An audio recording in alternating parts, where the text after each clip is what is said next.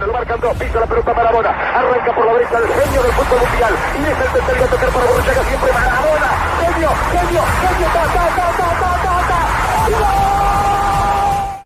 Greetings, football lovers, or bonjour, football lovers. Welcome to Ballchat at the FIFA World Cup 2022. We'll take a look. This is a series of episodes where we take a look at the teams of the FIFA World Cup 2022. And today's episode will focus on France, Le Bleu, or the Blues. France looking to be the third team in FIFA history to win consecutive World Cup titles. They're looking to join the illustrious Italian team of 1930, illustrious Italian outfit of 1934 to 38, and who won consecutive World Cup titles. Also, that magnificent Brazilian team of 1958 and 62, who won consecutive titles. So, Le Bleu is looking to join that those two magnificent teams. That the only two teams to have won consecutive World Cup titles. Of course, France, the defending champion from the 2018 version of the World Cup. Now let's take a look at the group that the French team will play out of. France will be in Group D. They have Australia, Denmark, and Tunisia as company. Now, no disrespect to Australia, Denmark, and Tunisia. Big up on yourself.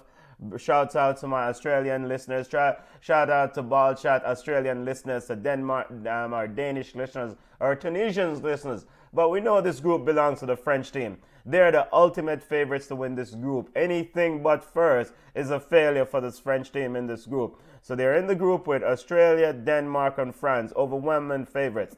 The schedule for the French team looks something like this. France will kick off their World Cup against Australia on Tuesday the 22nd. Then they'll play Denmark on the 26th. And they'll wrap up their group play against Tunisia on Wednesday the 30th. And football family, the French team we know can be great and can be piss poor at the World Cup. Excuse my French, so to speak. So, on Wednesday the 30th, they should win this group. But we know that the French team has had issues before. So, kicking off their schedule, they'll face Australia on the 22nd, and they'll play Denmark on the 26th, and they'll wrap up their group play on the November 30th against Tunisia. Important players for this French team. Important player for this French team is the one Kylian Mbappe. I mean, this is another evolution in this kid's career. Highly talented, could be one of the best players in a few years, if not the best player in a few years. What I'm looking forward to see is Kylian Mbappe. Does he continue to evolve into a player that shares the football, or he still stick in his old ways or current ways of just trying to do it all by himself? Karim Benzema is also going to be huge for that outfit. What is Karim Benzema's role? Olivier Giroud, Antoine Griezmann is also going to be huge. I know Olivier Giroud has been huge for them in the past in terms of finding goals at important moments. But this World Cup is about Kylian Mbappe and what is he willing to do into making his team successful. As a star, as a general, as a baller, you sometimes have to do other things. You don't need to score all the goals. You need to pick and find those other teammates.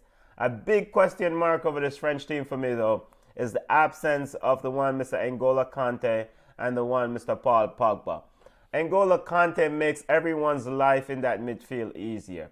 And I am not sure that France can win this World Cup without an N'Golo Kanté type player in that midfield. I know they have Camavinga, I know they have Tchouaméni, I know they have Rabiot, I know they have Fofana as midfielders, and these are talented players in their own right. But to me, there's just too many question marks around the absence of N'Golo Kanté and the absence of Mr. Paul Pogba. Those players are huge in this French team. So I don't expect France to win this World Cup without those two players, especially without N'Golo Kanté. Huge players.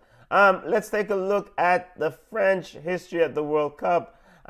Let's take a look at how they've done. you know, France schedule again. Before we even get into their history, let's just remind our listeners of their schedule. France kicks off their World Cup against Australia on the 22nd, and then they'll play Denmark on the 26th, and they'll wrap up against Tunisia. Now, France has have some amazing players, but the greatest French player to have laced them up is the one and only Mr.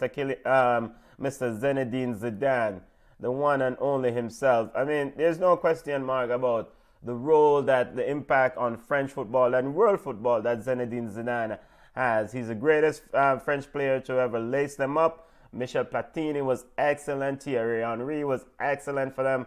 But Zinedine Zidane demonstrated to this French team the need, the hunger to win something when they won that 98 team. And he brought that team to the success, to glory. So, greatest French player, in my opinion, is the one Mr. Zinedine Zidane. Scored 2 goals in that final of the World Cup in '98. And for the history of this French team at the World Cup, they've been ever present. Like I said, they've been champions twice. They won it in '98. They've won it in 2018. So they're looking to be consecutive titles.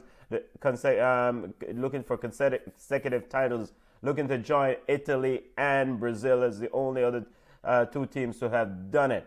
All right, let's take a look down memory lane, and the goal, that first goal scored by the one Mr. Zinedine Zidane. Brazilian fans, look away at the 90. Look away, Brazilian fans. This is the goal scored by Zinedine Zidane at the 1998 World Cup to set the pace for France's first World Cup title. And basically what is happening, family, is there's a corner kick, and Zinedine Zidane ran all the way from the top of the 18. No one picked him up, and he just emphatic header into the corner of the net. Brazilian goalkeeper Taffarella had no chance. That was an emphatic header from the one Mr. Zinedine Zidane, and that set the pace for what transpired into a 3-0 victory for France at the 1998 World Cup. Just to remind our listeners, France is in Group D. Australia, Denmark, Tunisia. France will kick off their schedule against Australia on Tuesday the 22nd. Then they'll play Denmark on the 26th, and they'll wrap up their group play against Tunisia on the 30th. A lot of question marks about this French midfield for my family. The absence of Paul Pogba and Kylian Mbappe is a huge concern. I don't see this French team repeating as World Cup champions. Let me know your thoughts in the comment section. Big up on yourself for me. Bless up.